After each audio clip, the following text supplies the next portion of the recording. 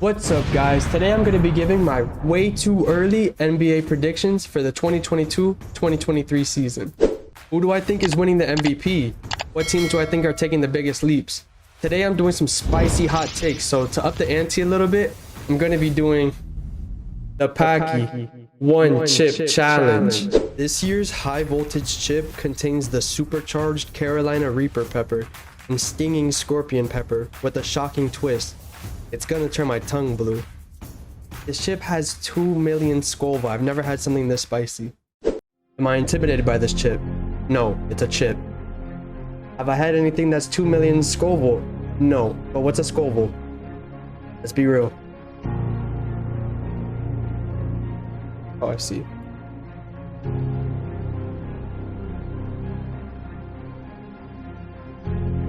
Getting on my desk.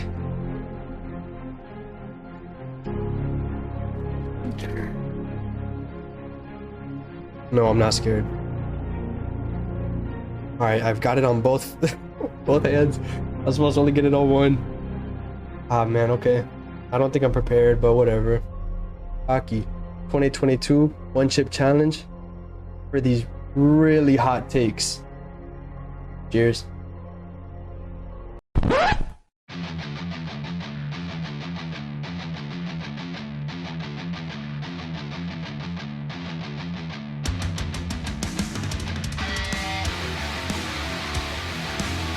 It's immediately hot.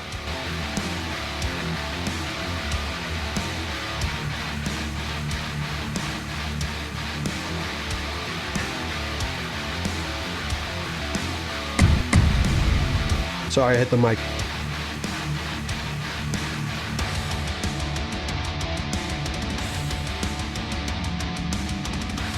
I'm licking my lips. I'm doing everything I didn't want to do.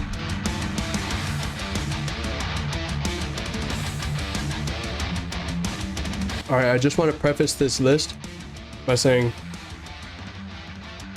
these predictions are going to be totally incorrect.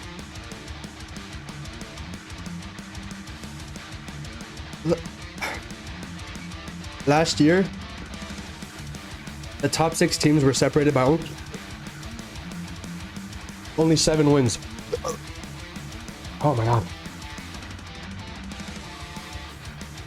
There's no chance I'm right.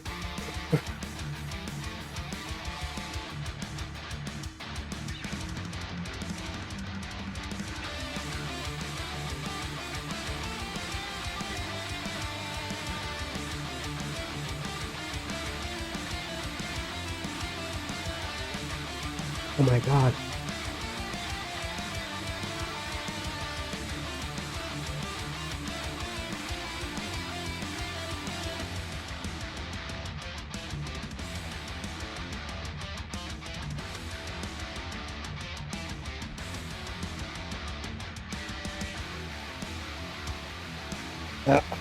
Oh no.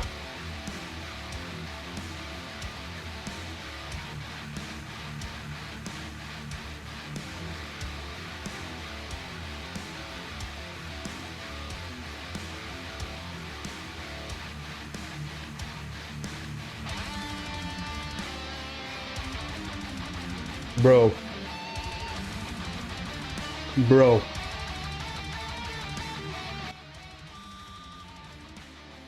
All right.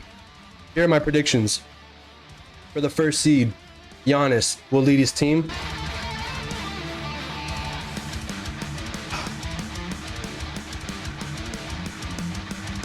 First seed is Giannis and the Bucks, man. Who are you kidding? When that big three is healthy, it might be the best big three in the league. If Middleton didn't get hurt, they win the championship last year. I'm a big believer in Giannis and the Bucks, man. Give them the first seed. For the second seed, I think it's going to land to the Celtics. At first, I had the 76ers, but based on that home opener for the Celtics, I think they're going to be the better team. Their bench seems much better than last year with the addition of Brogdon. And I'm acting like it doesn't hurt.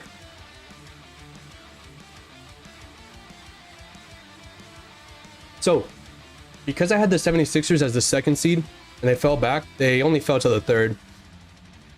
Joel Embiid had an off night. I don't expect that to be every game of the season. Tyrese Maxey looks good. Tobias Harris looks like he found his fit with Harden there, which they kind of lacked last year. So I'm a big believer in the 76ers. I think their composition of their team from starting to bench is really impressive.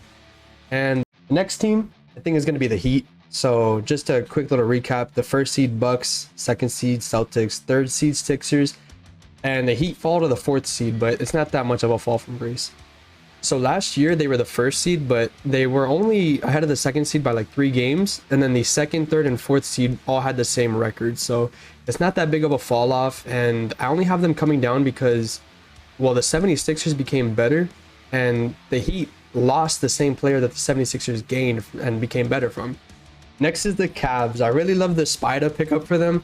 I think he's going to fit well in the backcourt. We saw them in the preseason. They look good.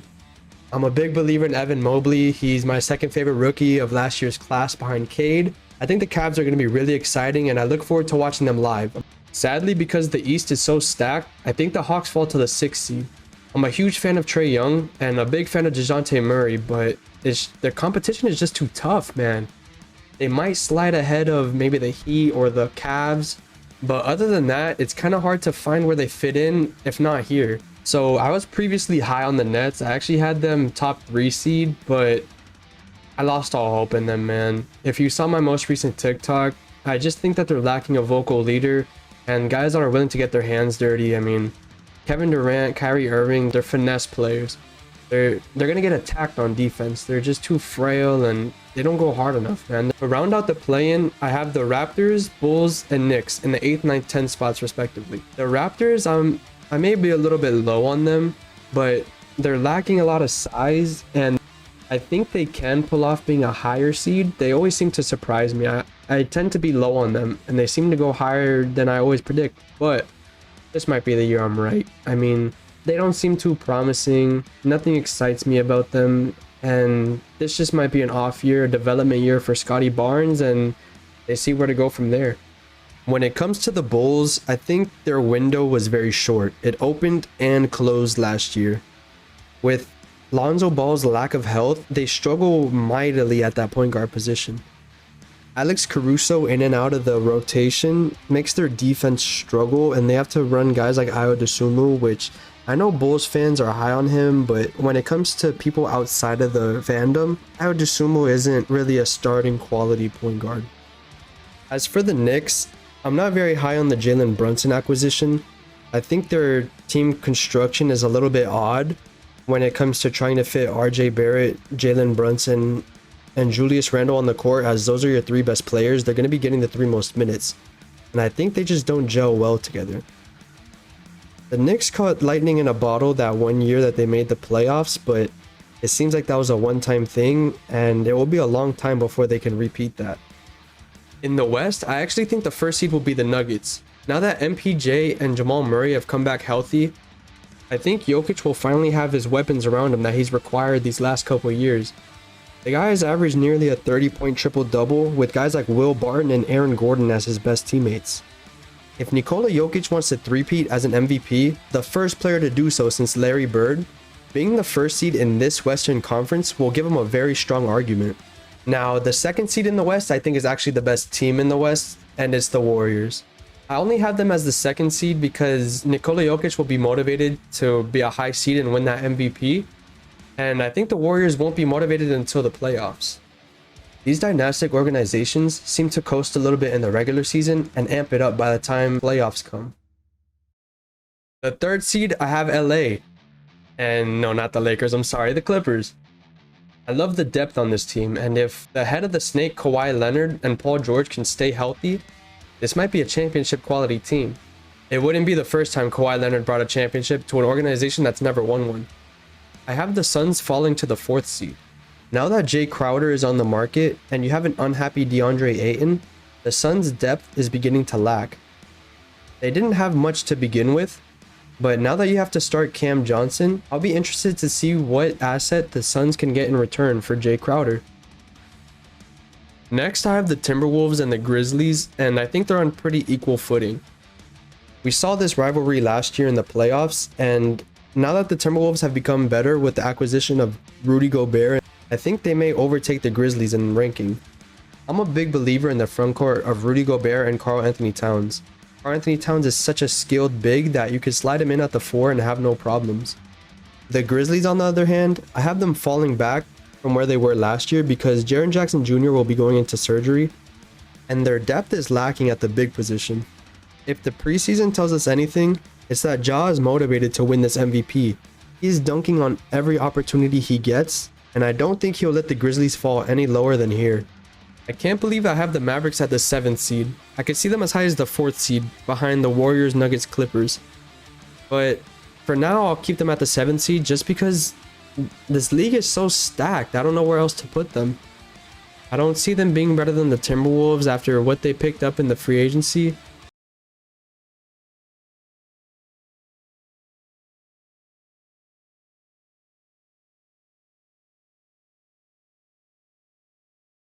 The chip just hit my stomach like a truck. If you're gonna do this challenge, don't swallow the chip. Where did we leave off? In the 8th seed, I have the Pelicans falling back this far, and I just can't believe it. The Mavericks and the Pelicans are such good teams. I don't know how they're in the play-in, the 7th and 8th seeds. That's crazy. I love the way the Pelicans are constructed. I think at every position they're super strong, and I love their bench unit. And I'm a big believer in them, and I think they're going to be a great team to watch this season. Can't miss a game. In the 9th seed, I have the Kings clinching a play-in spot. Unfortunately for Kings fans, I don't see what teams in the play-in they could beat out to land a playoff spot. The Kings now have the longest draft without a playoff appearance in the NBA, and sadly, this is going to continue. If you thought I lost hope in the Nets, this next team will make you rethink. In the 10th and final spot, I have the new lil bro of LA. That's the Lakers. Out with the old and in with the new. The Clippers I have seeded as top 3, and the Lakers are 10th. The absolute last spot possible for the play-in. The only reason they get here is because you have to hope Anthony Davis is going to be healthy and they have LeBron James on their team. Other than that, this team is horrible. So that's going to wrap up my predictions for the seedings in the Eastern and Western conferences. Just to recap, I have the Bucks, Celtics, 76ers, Heat, Cavs, Hawks, Nets, Raptors, Bulls, and Knicks in that order, making the playoffs and play-in in the Eastern Conference. As for the West, I have the Warriors, Nuggets, Clippers, Suns, Timberwolves, Grizzlies, Mavericks, Pelicans, Kings, and the Lakers. Alright, now it's time for my predictions for the season awards. First of all, for Rookie of the Year, I don't want to overthink it. I think it's going to go to Paolo Banchero in Orlando. I believe Paolo may have the highest usage of all rookies this season, and he has a lot of promise when it comes to scoring inside, scoring outside, passing, rebounding, defending. I mean, the guy has it all. There's a reason he was the first overall pick. If Ja Morant winning Most Improved Player last year taught me anything, it's that Anthony Edwards is going to win it this year. Unfortunately, a lot of people want to see Tyrese Halliburton or Cade Cunningham win the Most Improved Player, but it looks like it's going to be Anthony Edwards based on his team's record and his contribution to the team record. I hope that this will be the last year of guys like Ja Morant and Anthony Edwards winning this award, because it should go to more undervalued players that are taking the next step rather than stars growing into their new roles. Next, I believe the 6th man of the year is going to Malcolm Brogdon of the Boston Celtics. He's a real starter quality player, and having him on the bench is a great move for that team. With Tyler Hero starting in Miami, I think this award is Malcolm Brogdon's. He's a great all-around player. He's going to offer a lot of scoring and playmaking off the bench for Boston. And with them securing a high seeding, I have them predicted at the 2nd seed. I think he's going to play a big role in this, and he's going to deserve the 6th man of the year. Next is Defensive Player of the Year, and this is where I have Bam Adebayo of the Miami Heat. Bam may very well be the most versatile defender in the league. One of the very few guys that can guard 1 through 5. 6'9", super athletic center, and if Miami ends up in the top 4 seed, backed by his defense, I think this is going to secure him the Defensive Player of the Year. Now for Coach of the Year, I have Michael Malone and Ty Lue based on their seeding in the West. For both of these teams, this would be a huge jump, and a lot of it can be attributed to players being healthy, but also the coaching. When the voters see the turnaround in the win-loss section of these two teams, I think this will play into the coaches' arguments for this award. think for the first time in a couple years, the MVP will actually go to the best player on the best team. The Warriors seem to be really riding the momentum left by their championship run last year, and they show no signs of stopping. Giannis and the Milwaukee Bucks, on the other hand, fell short of their title run aspirations, and I believe this will motivate the team to go even further. For the MVP, I think Nikola Jokic will actually have the best case. Unfortunately for Jokic, voter fatigue is a real thing, and I think the MVP will actually end up either in Giannis or Steph Curry's hands. I believe voters will get in the way of Jokic three-peating for his MVP because they're hesitant to let him reach a record that Larry Bird was the last person to reach. Because of this, I think the MVP will actually go to Giannis or Steph Curry, as they're going to be leading their conferences outside of Nikola Jokic. We all expect Giannis and Steph Curry to put up monstrous numbers, and now that they have their teams behind them, I think it's going to be MVP season for them. If I had to choose one, give me Steph. If you enjoyed the video, please consider liking and subscribing. I love making videos like these, and supporting me will allow me to continue making fun videos like this one chip challenge. Until next time.